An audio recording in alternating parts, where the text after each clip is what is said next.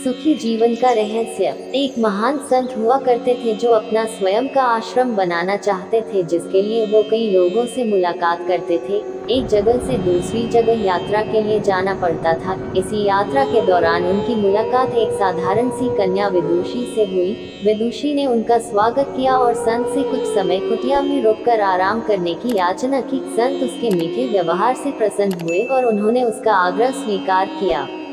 विदुषी ने संत को अपने हाथों का स्वादिष्ट भोज कराया और उनके विश्राम के लिए खटिया पर एक दरी बिछा दी और खुद फर्श टाट बिछा कर सो गई। विदुषी को सोते ही नींद आ गई। उसके चेहरे के भाव से पता चल रहा था कि विदुषी चैन की सुखद नींद ले रही है।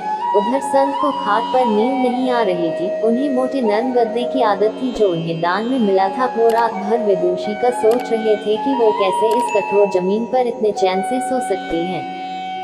दूसरे दिन सवेरा होते ही संत ने विदुषी से पूछा कि तुम कैसे इस कठोर धरा पर इतने चैन से सो रही थी। तब उसने बड़ी सरलता से उत्तर दिया, हे गुरुदेव, मेरे लिए मेरी ये छोटी सी कुटिया एक महल के समान ही भव्य है। इसमें मेरे श्रम की महक है। अगर मुझे एक समय भी भोजन मिलता है तो मैं खुद को भाग्यशाली मानती हूँ। जब दिन भर के कार्यों के बाद मैं इस धरा पर सोती हूँ तो मुझे माँ की गोद का आत्मीय एहसास होता है। मैं दिन भर के अपने सत्कर्मों का विचार करते हुए चैन की नींद सो जाती हूँ। मुझे एहसास भी नहीं होता कि मैं इस कठोर धरा पर। ये सब सुनकर संत जाने लगे।